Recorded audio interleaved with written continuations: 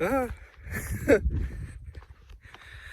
What would it be like, my friends, to just become no one for a little while?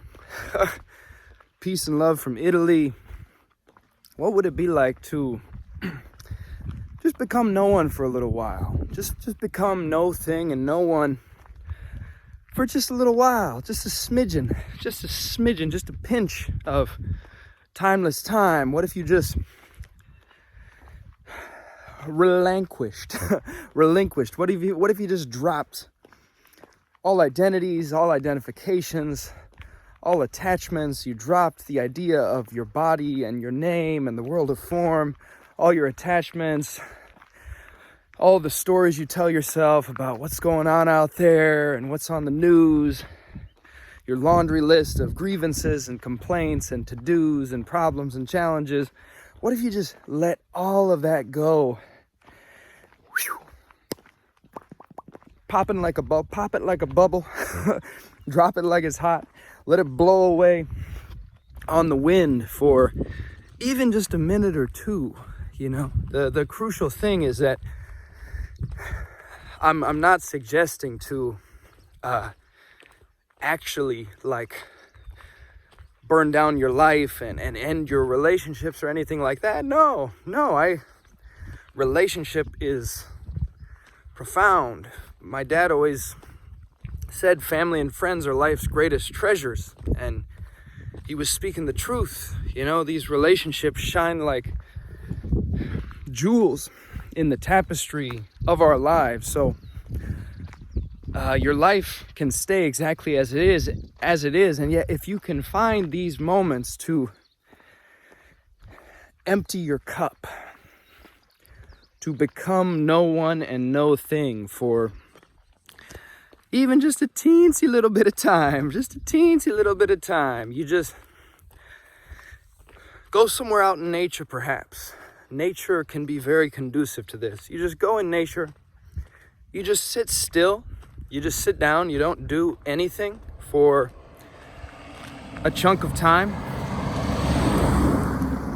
You just go out in nature, you just sit still, and you just look at the trees, you look at the rocks, you look at the dirt, you look at the sky, the clouds, the sun, you listen to the sound of the birds, the sound of the wind, and you let yourself start to feel like a hollow bone, like the wind is just traveling through you, like you're kind of forgetting everything. You're forgetting the world.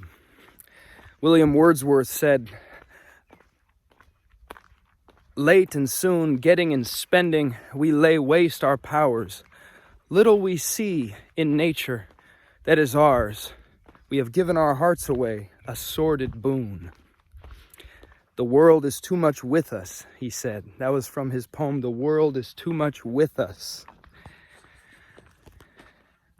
And that's the thing, when we become overly embedded, overly attached, overly rigidly crystallized within the domain of formfulness, within the domain of our gorgeous, wondrous human lives that are very real in a profound sense, totally real and here and part of God's immaculate creation, or nameless immaculate creation, however you want to language that. When we become too embedded in those lives and we forget formlessness, if we're too much with the formfulness and we've forgotten formlessness, then it can be unbelievably rejuvenating and replenishing and immensely restorative to simply be no one. Become no one. Become nothing, no thing. Become nothing and no thing. Again, even for just 5 minutes, 5 hours, 5 days, you know, depending on what kind of retreat you happen to be in need of on a soul and heart level at any given time, you just find these pockets, even 5 seconds. You find these pockets of timeless time to be no one, to be no thing. And oh, how rejuvenating it can be to even release the grips on your most cherished spiritual identities, where you're no longer a Christian, you're no longer a Buddhist.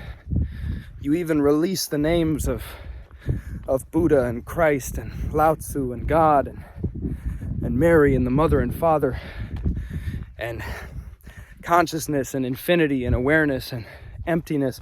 Whatever your most cherished spiritual identities, concepts, and signifiers happen to be, you let those go as well. You just really let it all go, and you just simply be. You just simply exist. You do nothing at all. And not only do you do no thing, you be no thing and no one. And we all have such a yearning for this on a deep level. It's been forgotten as an immensely rejuvenating soul technology. This is probably why many people take their own lives, because they're yearning for the void. They're yearning for no thingness and no oneness and being no one, and they've completely forgotten how to access that while alive. And so they actually attempt to end their human life to try to return to that no thingness, because it can become so painful when we forget that that is available, when we forget that it's available to empty yourself, to be no one and no thing, and to then let that be filled by freshness, by newness. It's a misconception that no thingness or the void is a total absence, or like an empty abyss.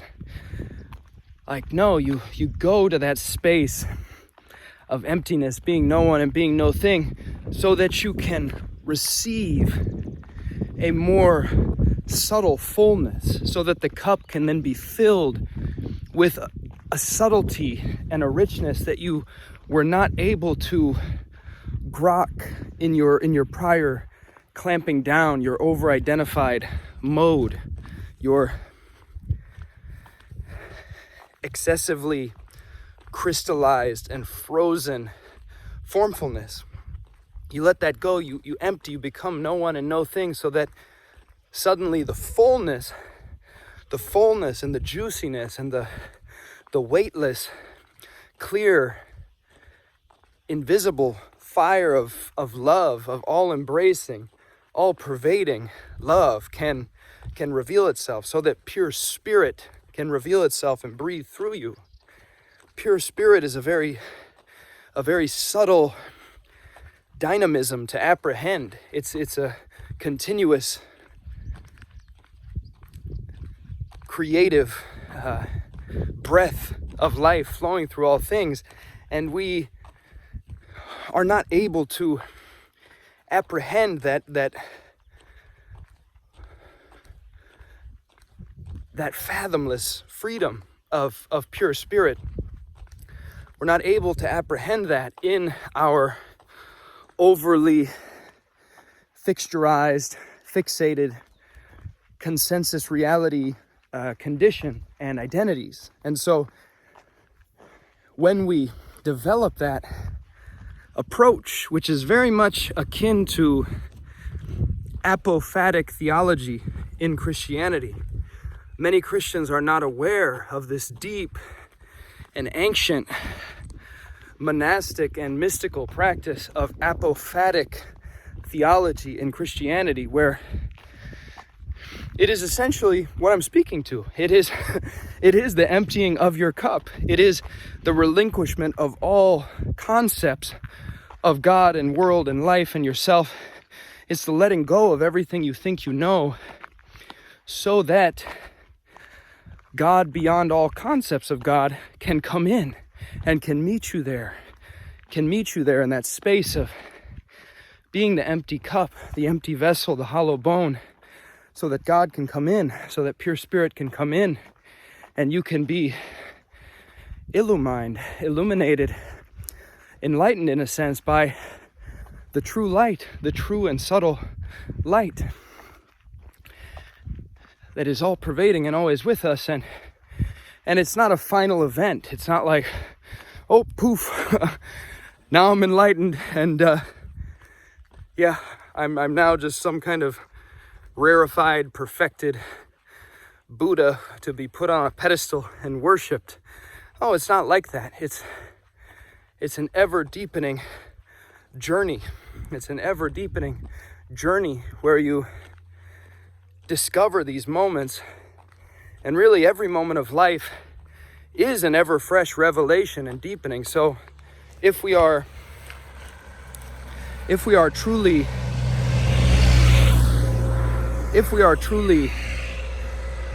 paying attention to life can be this ongoing revelation, this ever deepening revelation.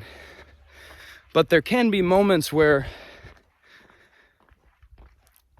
thresholds are crossed or quantum leaps occur, where bountiful vistas of newness and freshness and spirit that had not been apprehended before can suddenly come rushing in, and there can be a whole fresh and new wave of understanding and knowing and seeing and feeling and directly being of I'm getting it now, I'm feeling it, I'm being it. I am pure spirit. This is pure spirit. Pure spirit is with me. Pure spirit is with us. All is pervaded by pure spirit. All is an emanation, a creation of pure spirit, and the signature of pure spirit abides within all things, all around us. We are in spirit, and spirit is in us. And so that is the treasure that can be uncovered through emptying your cup, through apophatic theology, if you want to call it that, or apophatic contemplative practice. You can call it whatever you like. It's essentially just finding those moments, finding those pockets of time, making space for retreat, realizing that retreat is not simply a luxury in life that's only for, wealthy people who can fly to Bali and go on some kind of expensive retreat. And no shade on those people, it's gorgeous to go to Bali and go on retreat if that's on your path. But you don't need to do that to be able to go on retreat. You can go on retreat in any moment of life by opening to now, emptying your cup and opening to spaciousness, opening to freshness. And it can be very helpful to design intentional containers for this, to set aside even a half day or a full day and go to a local sauna, go to a local bathhouse, go to a local forest, go to a local church or temple, and just exist, just be.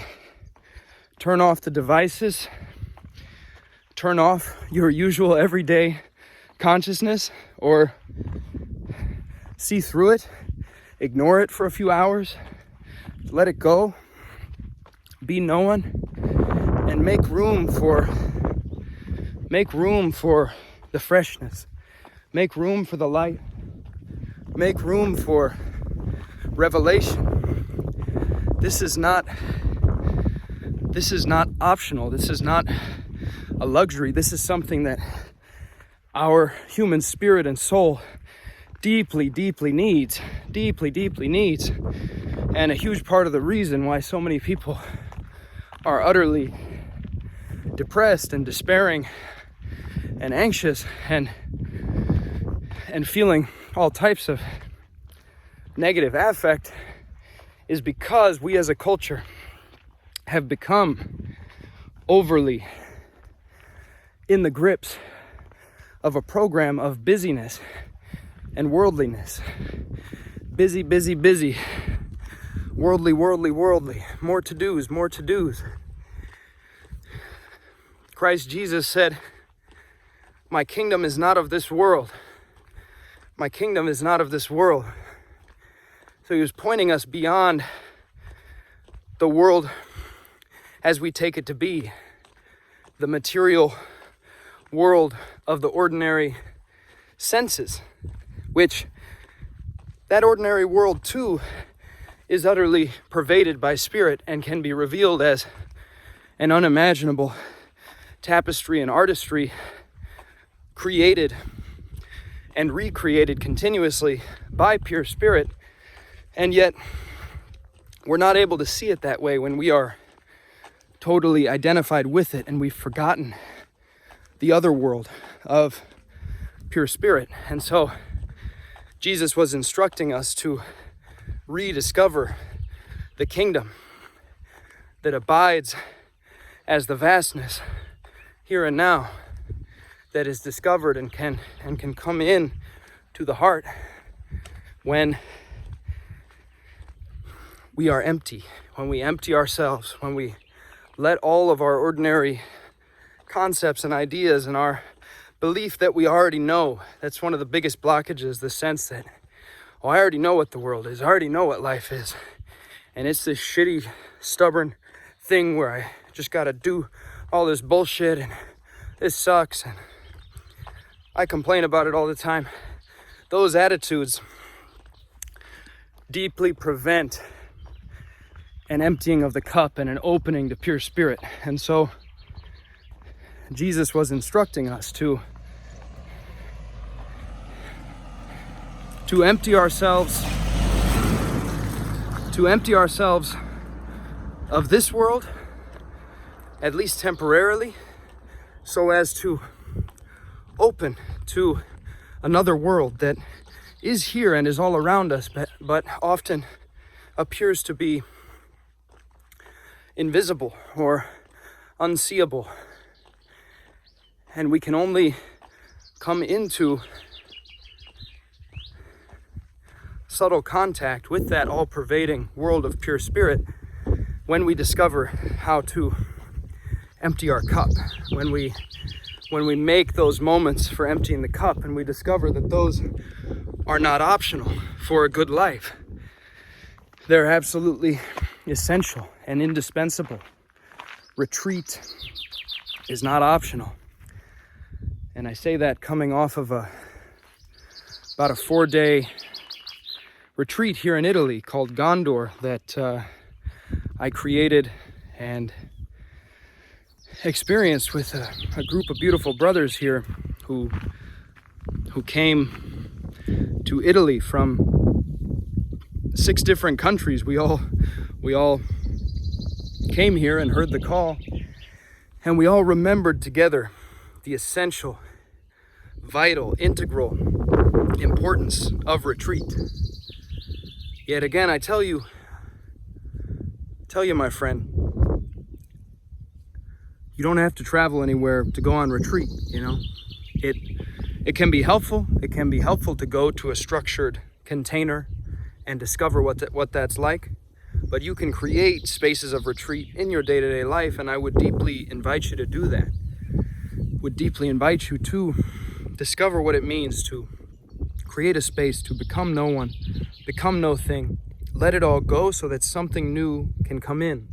And you know, this process can be confronting, it can be destabilizing at times. So if it becomes too much, then take a step back, go back into normal life, just be a normal dude or dudette for a while, just chill, and then give it a try again when you're feeling more grounded and more stabilized, or consider asking for support if you feel that would be useful for you.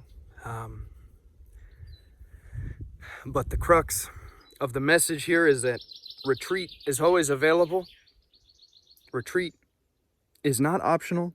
Make space for retreat. Make space for emptying your cup, becoming no one, no thing, and discovering the immense rejuvenation available there, the immense possibility of letting something new come in, something truly transformational and alchemical, a new set of eyes, in a sense, a new way of seeing everything that occurs in your life. This is essential for discovering true freedom and true happiness and wholeness here and now. I would propose to you. And the wisest and happiest people, whether they're consciously doing it or not, they make that space for themselves. They find that space to go for long walks in nature, or to get really good rest and really good sleep, or to, just completely unplug and disconnect from everything and take time away to just sit and just be. Whether they're consciously aware that that is a form of retreat or emptying their cup and receiving something fresh, something new, it doesn't matter, because that's how it functions. So give that gift to yourself. If this resonates, give yourself that gift. Make that space, and let's enjoy life. Let's be love, radiate love, be the mighty sequoias rooted deep to the earth, branches to the heavens, centered in the heart, ending all wars within and without, setting the kids free, setting all beings free, and bringing the kingdom to earth, bringing the love to earth. What else is there to do, baby? What else is there to do? Spread the love. Let's go. Let's go. Peace, joy, grace to you. One love, much love, familia, family. Gracias. Gracias.